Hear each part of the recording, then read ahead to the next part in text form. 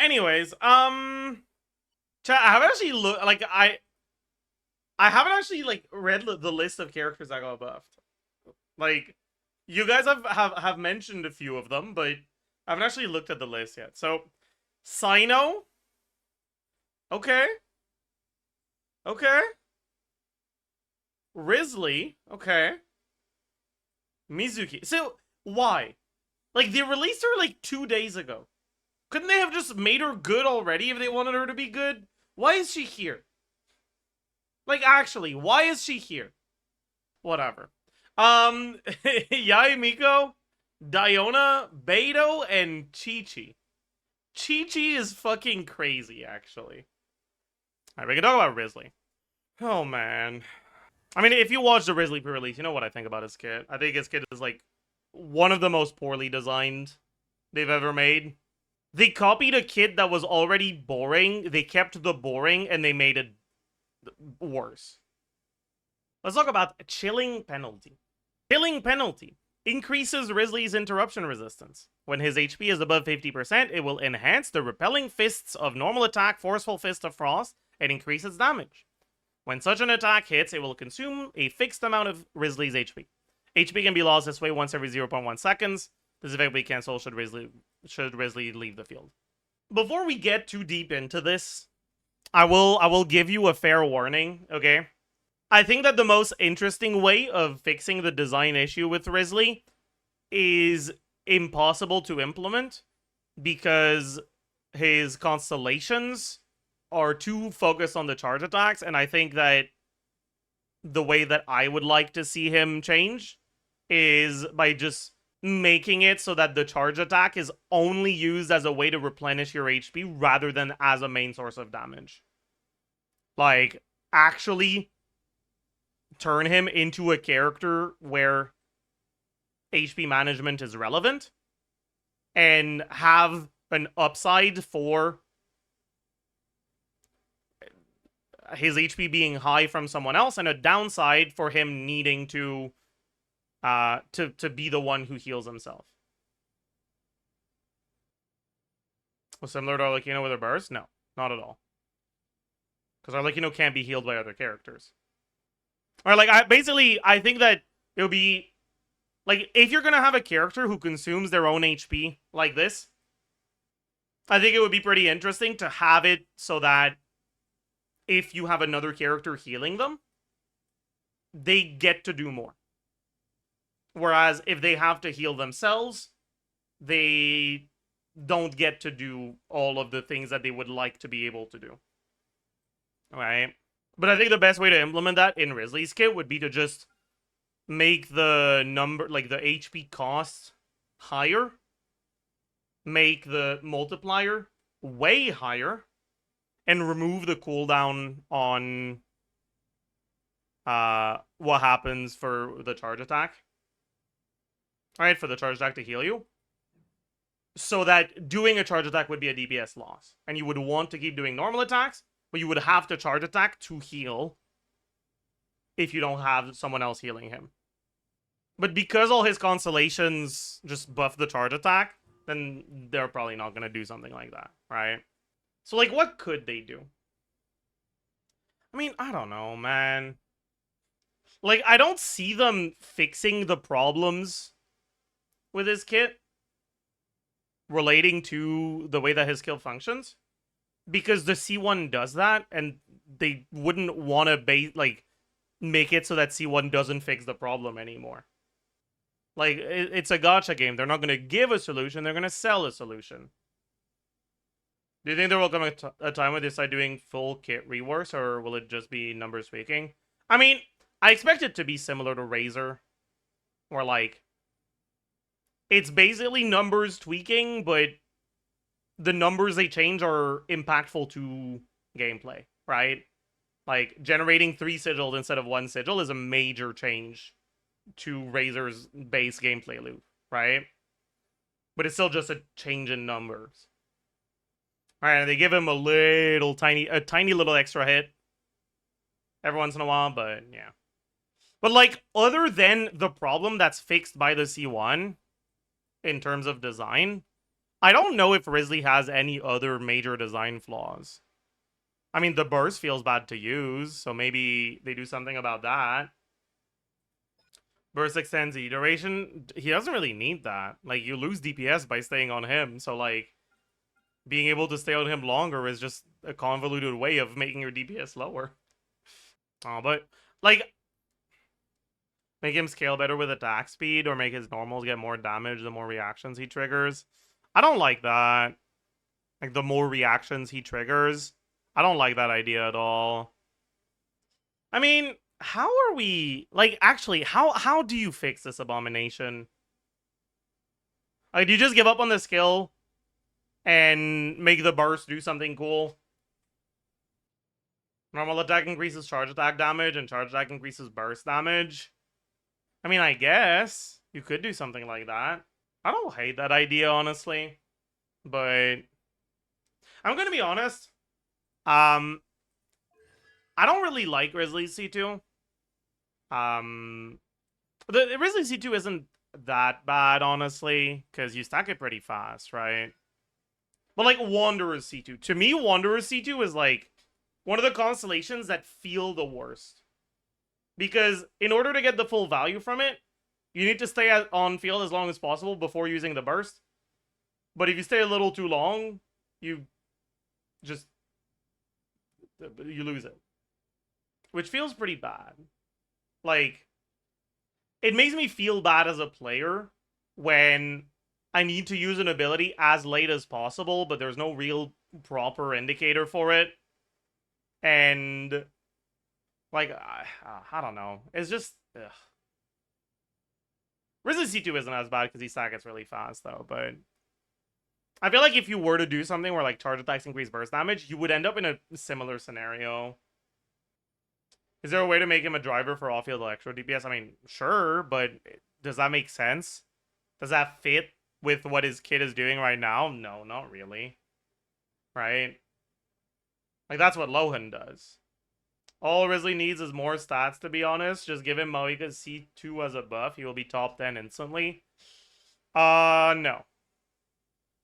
I think you overestimate Wriothesley if you think that giving him Moika's C2 would be enough to make him top 10. He's... like...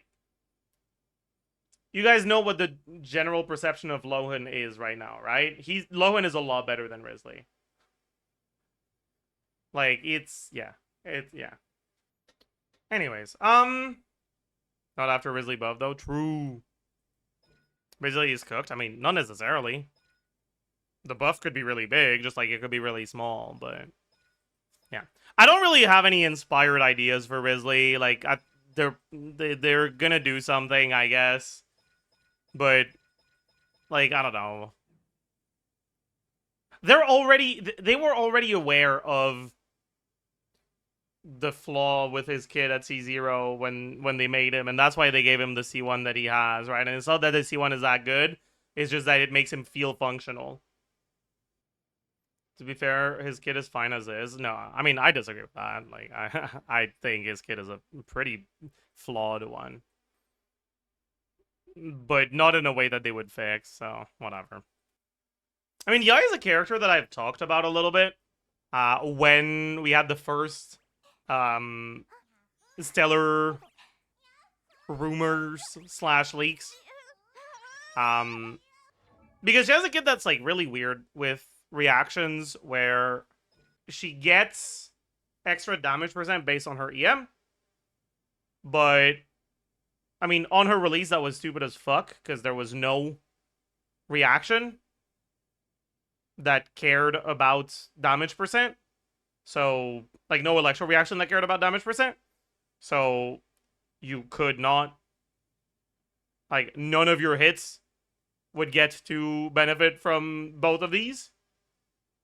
And this passive effectively just functioned as a way to make your EM substats feel a little bit less bad. And basically made them, like, equivalent to flat attack substats. Like, okay, cool, whatever, who cares? Then with Aggravate, you know, we had a reaction that cares about EM and damage percent. But the problem was that Aggravate as a reaction was an additive reaction, right? And with the way that it was balanced, the fact that Yae's electro application is pretty slow made it so you still kind of didn't want to build EM on her. There's a way to change that, like, actually kind of directly. That's pretty easy. Because her ICD is standard, but for an ability that basically hits once per second, standard ICD means one application every 3 seconds. If you just give her a 4th turret, she now has 4 applications every 3 seconds, which allows her to get hit rule resets before time rule resets. And suddenly, that 4th turret has doubled her electro application and doubled the amount of reactions she can trigger. Yeah, the EEE becomes EEEE, true. But yeah, so I think that a good way of buffing Yae would be to somehow give her a way to deploy an extra turret. Should that way be using the skill one more time? No. Actually, I think you should have to press that button less times. My god. Why not give her special ICD? I don't think that's a good idea. I don't think the buff should ever be, oh yeah, we'll actually just change the ICD to be something that it isn't right now. Because, like, how are you going to explain to a casual player what the buff entails? That just sounds... no. Like, no. That's a bad idea. Just hold E to summon all 3 and summon an extra one with Q. I mean, that you could do that. Sure. I don't know what direction I think they should take. Because, like, they could say, yes, Yae should be an off-fielder. We need to reduce her field time so that she feels better to use as an off-fielder. But they could also say, no, Yae's identity is that of a high field time support. And so instead of making her field time lower, we'll just make her numbers feel like they earn the long field time. And I don't know if... like, I don't know which one would be better, design-wise. I think either could work, really. I don't know if we need yet another off-fielder that uses their ability and then swaps out. I feel like we have enough of those. Did she get the 3 seconds from Nicole? It doesn't matter because you swap out after you use your E's and then you lose the buff even if you have stayed on field for 3 seconds. Yeah, I kind of like the second option better, I think. So I don't love the idea of having a holdie that deploys all 3 turrets. I really don't know. It's kind of... high uptime off-field support isn't an exciting identity. I mean, because I'm describing it very analytically, right? Like, if I want to make it sound exciting, I can say she's a quick swap carry. Right? Like, wow, ooh. Words sound fun. Like, that's the same thing. We're just using less emotionally charged words. And more analytical words. So obviously it's going to sound less exciting than if we use the exciting words. But I don't think that's a boring identity at all. If it doesn't suck. It's a bit boring if it sucks, but that's just because it sucks, and killing enemies is fun. Each E should get you 1 dexterity and 1 strength. What do you think? That feels too forced. You know, I can yap about Slay the Spire without it feeling that forced. Like, that doesn't mean anything. I think Yae's Burst should enhance the turrets instead of destroying them. Yeah, like, it could do that. Right, like keep this, right? It destroys the turrets, but, right, and you refund cooldown for each turret destroyed, but if you destroy 3, you get an extra effect. And then the extra effect is, like, it deploys a big turret. And that big turret maybe doesn't share ICD with the other turrets, or does share ICD with the other turrets, whatever. And then you still use the triple E, but now you have the 3 small turrets and the big turret. And maybe the big turret has higher damage, but also, you know, increases your turret level to 4, which is something that you can't do in her base kit. You need cons for, which is kind of stupid. So she becomes Heimerdinger? Pretty much, yeah, actually. Fair, true.